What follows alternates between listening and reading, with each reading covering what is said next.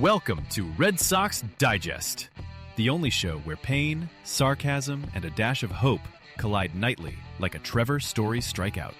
We cover every loss, every meltdown, and yes, even the rare win, with brutally honest takes and zero front office fluff. Subscribe today at RedSoxDigest.com or risk being left out in the cold like a home game in April. And now, here's the crew at Red Sox Digest. Good evening, sports fans, and welcome to another edition of Red Sox Digest, where the bullpen's duct tape is starting to fray and Alex Bregman's bat may need to be registered as a lethal weapon. I'm your host, Jim Dalfino, back again like a bad umpire call, and joining me tonight is Nick Face, the man who can diagram a bullpen meltdown on a cocktail napkin and convince a scout to trade prospects for ketchup packets. He's currently running conspiracy theories about Jordan Hicks' release point. Thayer Doyle, ladies and gentlemen, is now officially broadcasting from a boat in Alaska. Not a scouting boat, not a team-sanctioned anything. Just Thayer, a parka, and what appears to be a deep obsession with glacier velocity. He claims he's watching a pitcher throw frozen peas off the deck for spin rate comparisons. We haven't verified the footage, but it does involve a seal clapping. Nick Diamond is in Florida, which means our data department is officially operating on sunshine, statistical chaos, and questionable air conditioning.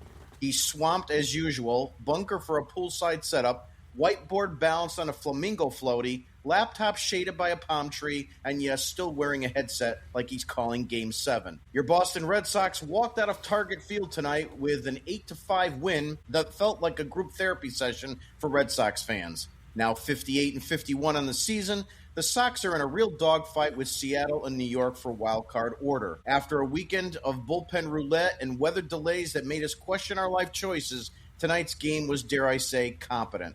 The third inning was the highlight reel. Roman Anthony slapped a single to score Rafaela.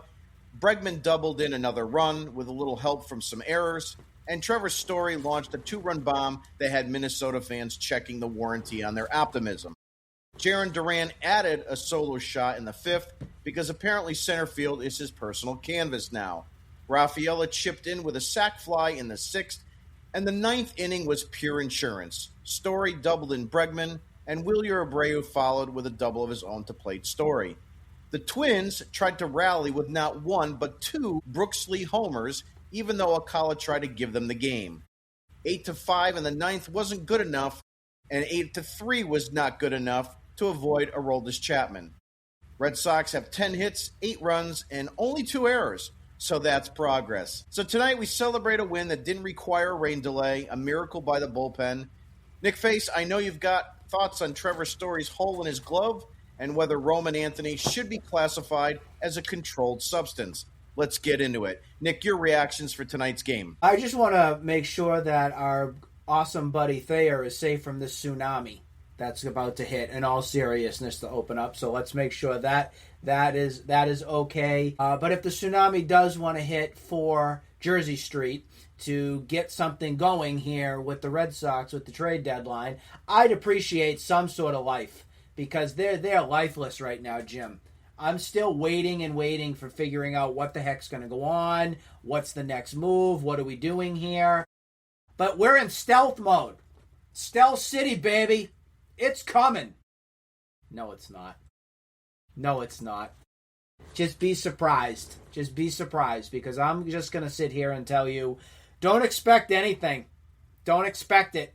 Because if you are leading into the trade deadline on Thursday with them trying to do something drastic to change this team, you are going to be so badly disappointed. So offering my advice, go at this with nothing and be surprised. Changing gears to tonight. First of all, I fell asleep last night. I did. I went to bed all happy as a clam. I go, Roman Anthony, you're my guy. You're my guy. You did it. 4-3. This was a game that was a throwaway that we expected them not to do anything with and to lose. We expected this fifth start to be a loss. That's what we said on Sunday. Well, it was a loss, but it shouldn't have been a loss. So they lost. They resumed play. Was it 1 o'clock in the morning here? Or 12 o'clock in the morning, something like that. I had to be up early. Tuesdays are my day. I have to get somewhat of sleep. So I woke up And I was so pissed off, Jim. I was pissed. I threw my phone to start my day, and I already knew I was doomed when I hit that. I'm like, you got to be kidding me.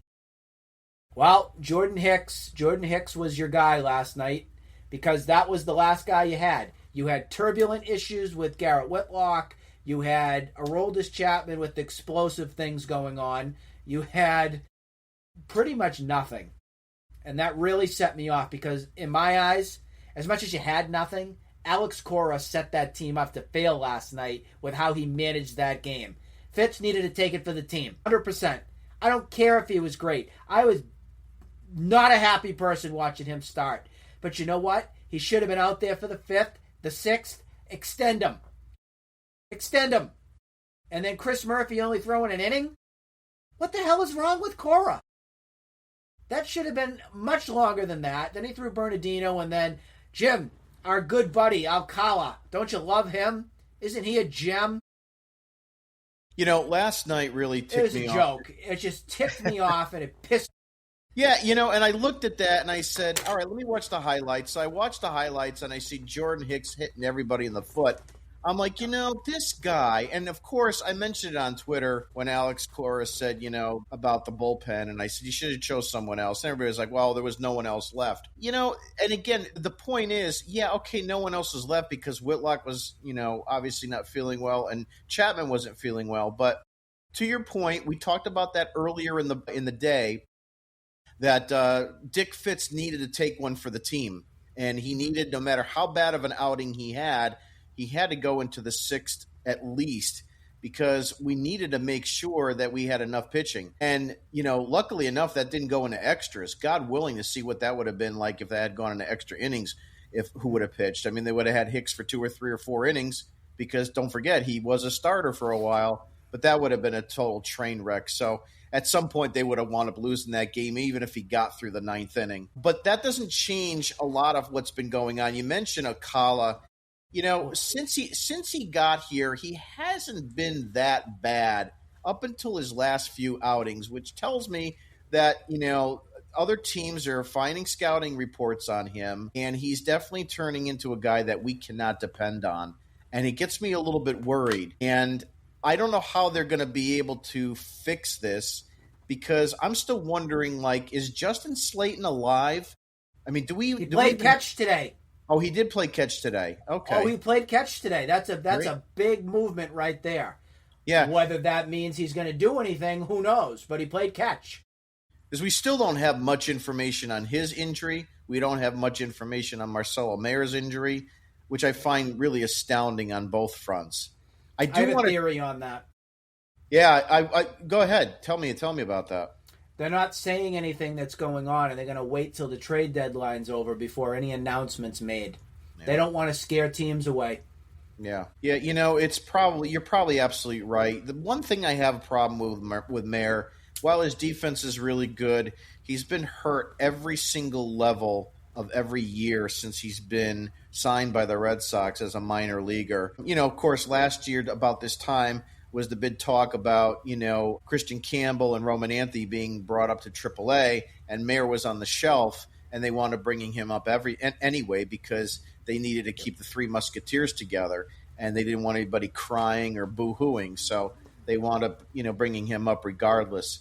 So it remains to be seen, but it kind of goes back to where I want to go with David Hamilton. So I want to open this up with David Hamilton, Nick. I saw his name in the lineup. I don't understand the fascination that Alex Cora has with David Hamilton getting regular at-bats. I said this earlier in the season, and I've said it on this broadcast before, and I've said it in my tweets on Twitter. David Hamilton is the perfect number 26 man because he's a guy that should come in to steal bags. If you want to call him the David Roberts of 2025, go ahead and do so. But my point is that he should not have a bat in his hand if you can avoid it unless you're in extra innings. He needs to be the guy that comes in, steals second, puts havoc on the bases, can score from second or first on a ball in the gap, or at least, steal second and third and then maybe come in on a sac fly. That was perfectly executed yesterday, where you saw him steal second, steal third, and be in prime position to score the go-ahead run. And that's what I want his usage to be. So with that being said, I'm not a fan of Rafaela playing second base, but let's face it. I mean, Hamilton gives you nothing offensively. Look at what he did tonight. It was another 0 for 4 performance. Nick, your Jim, thought? the only reason that he played tonight is because he was rewarded from Cora from stealing 2 bases. And the fact that Masataka Yoshida sucks. That's why he played. So he also wants to try and pick his battle here with what he's going to do with Rafaela. I was listening to a little bit of the pregame when he was talking on the radio with Will Fleming and Mike Monaco, and he was saying that he really ideally wants to keep Rafaela in center field, but the problem comes down to roster management. So you have to kind of work with what you got. Tonight, the reason Hamilton started, again, it's because he gave them great speed on the bases last night. Cora feels like he's got to be, here, bro, here, buddy. We're going to put you out there because you earned your keeps. And because, again, Yoshida's terrible. If Yoshida had done anything last night, he'd be in the lineup again today. But he didn't. He's a dink and dunk hitter, and it is what it is. It's a waste of a roster spot. And I know we don't want to get into Yoshida because we covered him ad nauseum on Sunday, but that's the real reason why. And in all fairness, I know you just mentioned the 3 Musketeers with Campbell, Meyer, and Anthony. Well, Christian Campbell is hitting the cover off the ball right now in Worcester. He had another launch ball tonight in Worcester out to deep center field and over 400 feet. Christian Campbell has definitely found his swing again. So, in my eyes, I look at those adjustments that have been made, and this isn't a small sample size now. We're going on about a little bit over 2 weeks now with Campbell making the adjustments, and now us seeing even the power approach changing the dynamic of who he is and why he got to the big leagues in the first place. I would say by Friday, August 1, I want Christian Campbell back on this major league team. You can't do any worse. You can't. You can't do anything worse. I mean, our lineup coming into tonight, I know Story had a big homer and some of the other guys. Most of the guys are either hitting $120 to $180, combined of Rafaela, Story, Abreu, Yoshida. The list goes on and on. So you need a spark. If that's your spark with Campbell, I'm fine with that. Give him another chance. Well, Nick, here's the other thing. If I told you right now that we had a minor league infielder that was in AAA, currently hitting .281, 12 home runs, 46 RBIs, and an 809 OPS. An 809 OPS. Wouldn't you want to promote that person? I sure would. And he had quite some things to say about it today, which I was in complete agreement with. I don't know if you saw the quote, but he's like, I don't know what else I got to do. Yeah. I've done everything I can, and we're talking about Grissom. He should be up here. There's no excuse. Why he's not getting time over a Yoshida or some of these other guys, clearly something happened behind closed doors. It has to be the reason. Maybe he mouthed off to the wrong person. Maybe he did something with Cora. But he's being punished in Worcester. Let's be real. He is being punished down in Worcester. It makes little sense to do that, though. So I don't know why. But I mean, I rule out nothing. But the fact of the matter is that you traded for this guy for Chris Sale, who wound up winning a Cy Young, and he's having a really good minor league season right now. And you're getting your major league team has trouble scoring runs at times. They have trouble putting hits together, and they're getting really nothing out of DH and nothing out of second base. So you've got 2 guys. You mentioned Campbell, who seems to find his swing again, and you've got Grissom, 2 guys that are contributing to some level of positive, offense, and they're not utilizing them. And I think that's really a disservice at this point. I did hear some rumors, and I don't love when I can't confirm this, but I did hear some chatter that some of this actually has to do with Pete Fatsi. I think something happened with Grissom and Fatsi. I think that's the reason that they're not bringing him back up. So that's why, I'm trying to be honest when I come across and say he's being punished. He really is. It's sick. Nick, I'm going to switch gears a little bit on you. I want to talk a little bit about Lucas Giolito and his kind of bounce back outing today. Last two, as you know, have not been very, very good. They were against obviously stronger competition when he was facing teams after the All-Star break. This is his first start of a team that is more mediocre. Final line on Giolito, 6 innings, 5 hits, 5 strikeouts, 1 earned run, 2 walks, 101 pitches, 61 for strikes. Nick, take me through the outing. Were you satisfied? Absolutely. Absolutely was satisfied. That is what I want Lucas Giolito to be. Because that set the world on fire. But if he can be a 2-3 guy, that's exactly what we were hoping for him to do. The biggest thing here is he went to 6 innings. I personally would have extended him to the 7th, just knowing how the bullpen's been. But the Red Sox are now going to try and be cute here and manage Giolito's innings because of this whole triggered option with his contract. So if he's under a threshold of, 140 innings, it's a $15 million option that's triggered in, or I think it's $14 million. If he goes over that 140, then it's a mutual option where they both have to agree at a $19.1 million contract for next year. So this is going to be the Red Sox trying to finagle a guy here over $5 million. That's how cheap we are.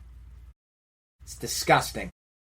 I think his good start tonight comes at a perfect storm opportunity for the Boston Red Sox, because they can now go back to us fans and say, well, looky here. We don't need to go out and get a number 2 starter because Lucas Giolito has found his way and he can be our number 2 starter again. Which leads me to my next topic of 2 things that I saw today that made me want to vomit like Aroldis Chapman, and that was that good old friend Rich Hill was DFA'd tonight, Nick, by the Kansas City Royals. So, you can certainly be very, very happy to know that he is available and can be signed at a moment's notice. And it's also reported, too, and we talked about this before, and we kind of had it in our chat, the Sox have also checked in on 4,900-year-old Charlie Morton, who would obviously need to be required to get a trade from the Baltimore Orioles, who probably would give him up for almost nothing. Nick, take me through what you think of either one of those options, and are the Red Sox a serious team if either one of them is brought here? I have to tell you, when this came out, I tweeted it right away. And I have to tell you, my Twitter and X fans, to not pick up on my sense of humor on my tweet that I put out there, shame on all of you. Because I said, leave it to the Red Sox to replace a Dick Fitz with a Dick Mountain. And nobody decided to laugh. Nobody commented. Nobody did anything. You sickos out there. Why can't you at least give me one like? Like, come on. That was great. I loved it. Leave it to the Red Sox, because it's so Red Sox typical to do something so stupid like that. Again, I would not be surprised if either one of them is brought here. But my point is, I don't know how serious you can really take the Red Sox to go out and do something like that. What is either one of them going to do for you? I mean, if the Kansas City Royals are DFAing Rich Hill, if you DFA'd him last time he was here, what would you actually expect him to contribute to this major league roster? And the same thing with Charlie Morton. I mean, he had a good career, but let's be realistic. This is just an exercise in saying that anyone else who was a rental was way too high in their asking price, and they can get either one of these guys for next to nothing. And for Rich Hill, nothing at all. So here's exactly the playbook on how this would be scripted if this does happen. Well, fans were screaming for some veteran type to come in. Here you go, fans. Rich Hill's been there, done that. Storied career. He'll be that guy, that veteran type that this pitching staff so desperately needs. Same story will go for Charlie Morton. Look at his postseason success. Look at everything he's done over his storied career. We need somebody who has that mentality to join our staff. I'm going to be flat up honest with you. One of them will be here come Friday. One of them will. That's just how this rolls. And I'll have the last laugh if one of them isn't here. But I'm telling you right now, expect it. Again, like I said, I rule out nothing with this team at this point because it's so Red Sox-y of them to do something like that. It's a bargain. That's what they're looking for. But I got to be honest with you. If either one of them is brought in here, I am going to rip them apart because it's proof to me. As it should be. It's proof to me, and it should be proof to any Red Sox fan that they. Maybe John Henry's invested into that now. I could just hear the jingle right now. Craig Breslow, don't you just love Rich Hill and Charlie Morton? Well, speaking about other reclamation projects, I brought this up today when I saw it, and people said he's not a reclamation project. But the Red Sox have also apparently checked in on Shane Justin Bieber, and I have a problem with that too. Not because Bieber isn't someone who can still be effective, but you can't try to compete for a playoff spot in 2025 by bringing Shane Bieber in here. I don't even think he's going to pitch in a major league team this year. I mean, I could be wrong. He might get some work in September, but can you honestly bring him in here with the thoughts of playing in October without even having him, get 8 or 9 quality starts before the postseason? Nick, your thoughts on Shane Bieber? Am I wrong here? You're not wrong. Shane Bieber 4 or 5 years ago was up the top of my list for a guy that I thought could come in here and be a stabilizer in this Red Sox rotation. That was 2018-19, right around that time frame. Then he got hurt, and then it's kind of been a trajectory downhill for him. Historically, most times when Tommy John surgery is done, it usually means that you're going to get some more velos on the arm and usually make a nice full recovery and find the fountain of youth. It screams Red Sox all over this with this kind of move. The question here on it is, how ready is he going to be? If this is going to be another month or two down the line until Shane Bieber is ready, you can't tell your fan base here, oh, we went out and we got somebody who we feel is going to really help us in the postseason. You just can't. I do like the fact that he's kind of been that one of those guys that's been around the block and knows how to pitch.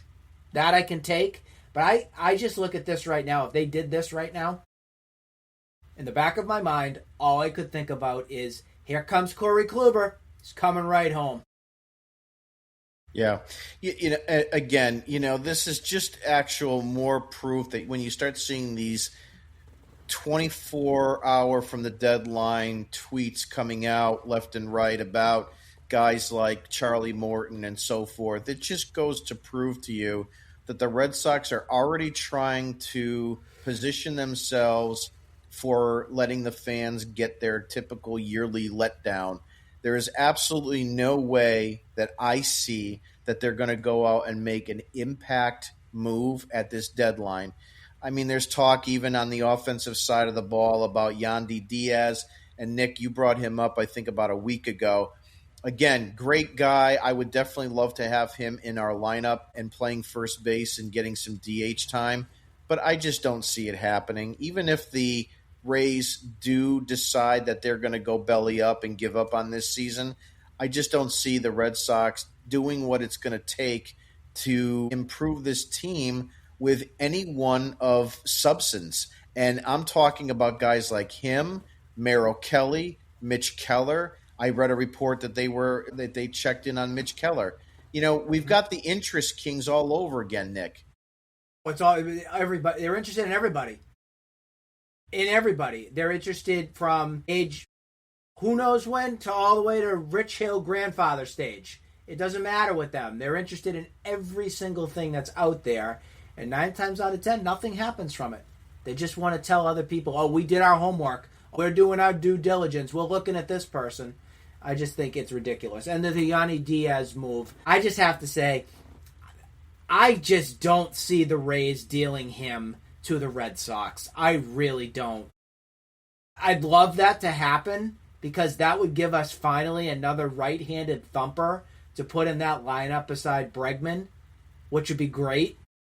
But let's be realistic. It's just, there's not a pipe dream that could happen right now for me to tell you right now that I have confidence come Friday, Yanni Diaz will be your first baseman for the Red Sox. No way. John Morosi reports that the San Diego Padres are interested, obviously, in a left fielder. There's been a lot of talk about Jarren Duran, and they said that they would trade a prominent pitcher. So whether it's a guy like Dylan Cease, and also Robert Suarez's name has been mentioned in these reports as well. If the Red Sox, Nick, went out and traded Jarren Duran and one other piece for Dylan Cease and Robert Suarez, what are your thoughts on that? And do you think that that would be enough to propel this team into a playoff run? I would say probably, 10 days ago, prior to when Marcelo Meyer went down, the Red Sox would be tempted. I think they were waiting it out a little bit for the deadline, and I'm sure Breslow said, well, maybe we'll get closer to the deadline and we'll see what's going on from this point. And I had said right then, I was very frustrated with Duran. I think it was over the weekend with the Dodgers series or whatnot, and I said I would make the move with Dylan Cease with some sort of an extension agreed upon. Our catching prospect that the Padres had, I think it was their number 2 ranked, and somebody else for Duran. I said yes, 100%. The times have changed, because now there is that whole not really a logjam in the outfield. I think the only outfield that you and I would probably entertain and snap our fingers with to get the heck out of here right now is Yoshida. Just how it is. I still would definitely entertain Duran. I really would.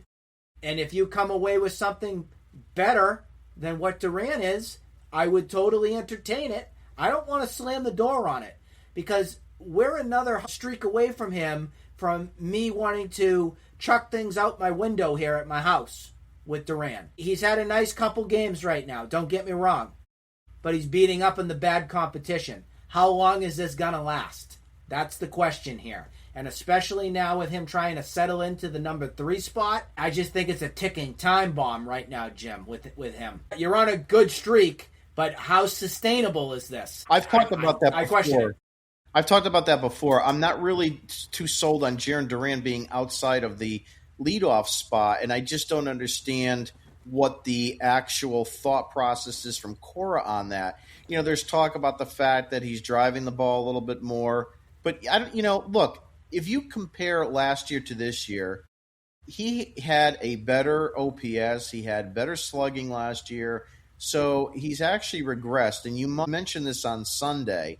And my problem with that is that if a regressing leadoff hitter is no longer good enough to lead off, how is he good enough to be your number 3 hitter? It just doesn't make any sense to me.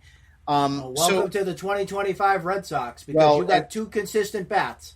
You got Anthony and Bregman. Yeah, and welcome to the fact that Alex Cora just likes to play merry-go-round with his rotation. It's ding-dong school. And his lineup. A name I want to bring up, too, especially with that San Diego thought, is the password, right? So in Worcester, he's currently batting .291 with a .364 on-base percentage, and OPS almost 900. He's got 11 home runs and 31 RBIs. Based on what you see for the Boston Red Sox outfield and the fact that we have a logjam from Yoshida as DH right now, it really doesn't appear that he has, I'm talking about the password now, Garcia, doesn't have a path to make this major league team. Would the Padres entertain, if the Red Sox don't want to move Duran, would they entertain a package including him to get a guy like Suarez and Dylan Cease? The thing that I look at with Password that I like how he's right-handed. I really do. And I think a lot, I look at the lineup for the Red Sox. You got Roman Anthony, who's lefty. Duran's left-handed. You know, you got Toro, who's he's your first baseman. He's switch hitter. David Hamilton is right-handed. You're very right-handed heavy, the way I look at it. Yoshida, of course, too. If I look at one of the outfielders that actually has maybe somewhat of a trade value, I think I got to highlight Wilyer Abreu. I really do. If I'm going to really be serious here about what I want to do and what the Red Sox would probably want to do, I don't think they want to trade Duran. I think they're listening and figuring that out. But Abreu is the player that I look at that has the gold glove that's attractable for another team, and he has the power at least. I look at him as expendable. I just feel that in me. And I personally would rather give right field to a password upcoming and try and figure it out that way, because I just look at Abreu as a guy that has the long swing, and I really don't think he's going to make adjustments with his swing. Not adjustments like we're seeing with Roman Anthony. No way. Roman Anthony, where he's going the other way and figuring out how to get these big hits. You pretty much know right now what you're going to get with Willie Abreu. And that is swinging out of his ass, trying to launch that ball, doing exactly what Pete Fatsi wants him to do. So I would entertain looking at teams that might be interested in Abreu. I would. See what's out there. And I would do it. If the Padres are interested, do the deal. Yeah, the other thing about him and Duran and this outfield logjam that we have, I think you're right 100% that you could still get a pretty good haul for a Willie or Abreu. And the other thing that I think, too, is if you traded him, the dynamics of the team. In other words, if you traded Abreu and you got a pitcher or a first baseman or something that was a non-outfielder and you brought up someone like the password, I don't think you would miss much moving Abreu. I think you might miss more if you move Duran. Not that I'm a Duran fan 100%, and I think he's expendable, but Duran still is a little bit more dynamic with his speed. You don't get much speed with Abreu. I mean, he's had a couple sneaky stolen bases here and there, but I think you wouldn't skip that much of a beat if you moved Abreu and slid the password in there. The other thing that I'm surprised about is that would the Red Sox ever consider moving the password to first base and see what he could do there? I mean, my biggest thing is we really don't know a lot about his ability yet. He hasn't had, obviously, a major league at-bat. They haven't made any inclination that they want to bring him up. I kind of want to know what I got there without making too much tinkering, but I'm a little concerned. Your thoughts? If they tried out Yoshida over at first base, why the heck can't Password go and play first base either? That's how I'm looking at it. That's supposed to be your test out stage. Figuring out if you can play. How versatile, the Red Sox favorite word in the dictionary, on a player. If he can play first and outfield, isn't that a dream scenario for the Red Sox? Seems that way to me. And then that way that could answer some of your first base issues, because I am not confident in the Toro Romy Gonzalez platoon that's going on right now. It's not sustainable, and it makes me very concerned. No, I mean, Toro looked okay today, but again, to your point, we have to be worried that he's not going to be able to be sustainable. Before I go into some closing things, there was another message here, another tweet that talked about the Marlins, and there was a announcement that the Red Sox said to the Marlins when they're going to, which all seems like a foregone conclusion, trade Sandy Alcantara, that the Red Sox want to know and they want to be checked in on before a move is made. Either him or Edward Cabrera would probably be a good option. I know Alcantara had a tough early part of the season. He seems to have figured it out. Again, after so long, after having Tommy John, sometimes these guys, it takes a little bit. But he does have some control for a couple seasons. If you're interested in trading, it seems like a guy like the Password would be a good trade partner for a team like the Marlins, who could always use a young, controllable, termed outfielder type that could hit some home runs and get some power. How about a trade involving Alcantara for the Password? What are your thoughts on that? I would look at that. I wouldn't have an issue with doing that, because at least I know I can get something into my rotation that doesn't make me have to stomach another Richard Fitz start. So I think that could be something I would be entertaining with. It'd be a little bit of a pain. That's kind of what a trade does, to get something of quality, to get another and lose something of quality.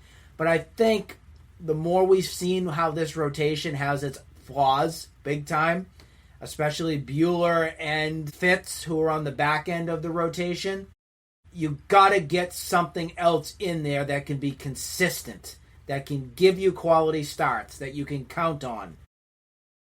I'd give it some thought on that one. So, again, I think the Red Sox have to answer the following question. What is their outfield situation moving forward? And I'm not talking just for 2025. I'm talking for 26 and 27, and maybe even slightly beyond that. Because if that outfield situation is going to be Duran, Rafaela, and Abreu, who all have term for the next 3 seasons minimally. Duran is 3 years, I believe. Rafaela is 5. And I think Abreu is 5 at this point. Regardless of those numbers that I just pointed out, guys like, the Password do not have an opportunity to be in this outfield. And you notice I didn't even mention Roman Anthony. So I did notice that. So he's untouchable. Right. So, and he's not going to be a full-time DH at 21 years of age. So they have an ungodly amount of outfield depth, and that's a good thing, but they're going to have to be able to be okay with moving 1 or 2 pieces out of that. And I can tell you right now, Roman Anthony and Ceddanne Rafaela are 2 that are untouchable in my mind.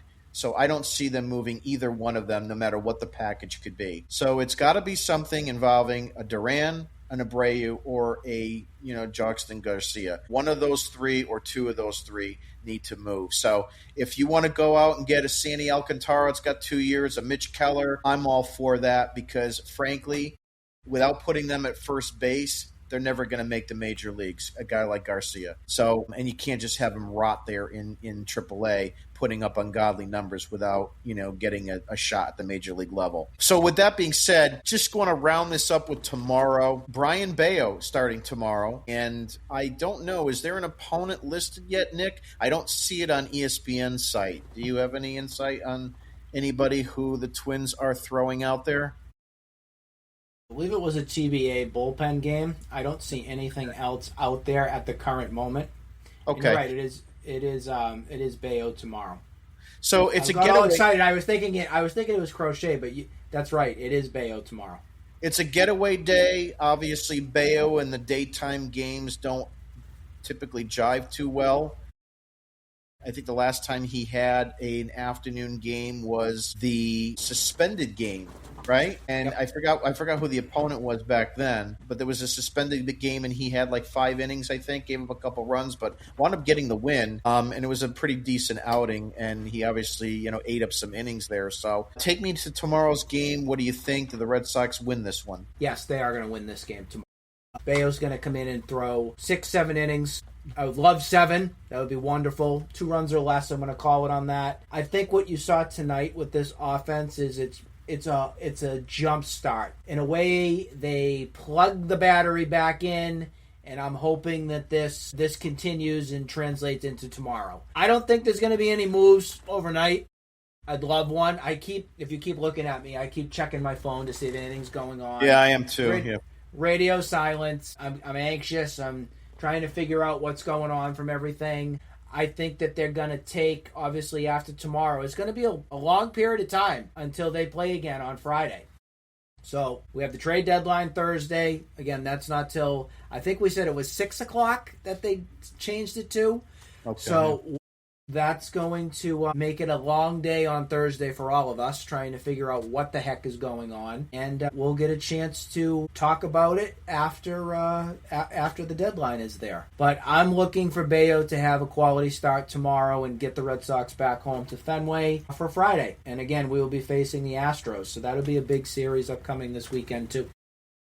Yeah, we're going to be back live on Thursday with the trade deadline special, and we'll obviously preview the Houston Astros series for Friday, Saturday, and Sunday. So we'll get into that on Thursday. But barring anything, crazy that occurs tomorrow, we're not scheduled to be live, but if something absolutely breathtaking happens, maybe we will do an emergency show. Otherwise, we'll be with you on Thursday to kind of go over whatever does happen, Thursday. And, of course, it seems like probably the best day for the Red Sox to do that since they are traveling. They don't have a game. And, of course, they don't have to worry about pulling anybody from the Major League team off a game or sending them on a plane to whatever city that might be. So kind of works out well for them on Thursday.